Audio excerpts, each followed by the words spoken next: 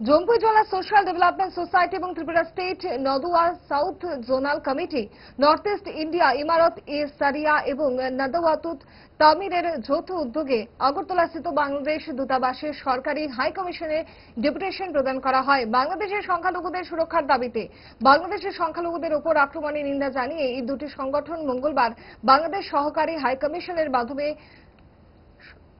বাংলাদেশ সরকারের উদ্দেশ্যে স্মারকলিপি প্রদান করে। দাবি রাখা হয় বাংলাদেশের যেন সংখ্যালঘু জনগণের উপর কোনো প্রকার অত্যাচার না হয় এবং তাদের যেন সুরক্ষা প্রদান করা হয়।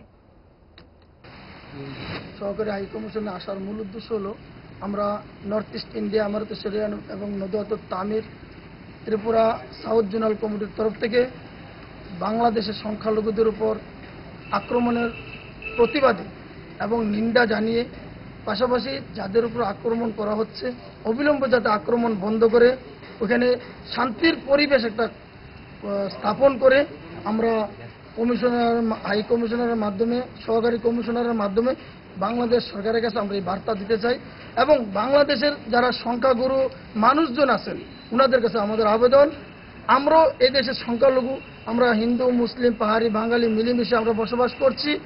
এরকমভাবে ওইখানে যারা সংখ্যালঘু আছে উপজাতি হিন্দু বৌদ্ধ খ্রিস্টান তাদেরকেও ওইখানে সংখ্যাগুরু যারা মানুষ আছেন আপনারা ওইখানে তাদেরকে সুরক্ষা দেওয়া আপনাদের দায়িত্ব, ওইখানের প্রশাসনের দায়িত্ব।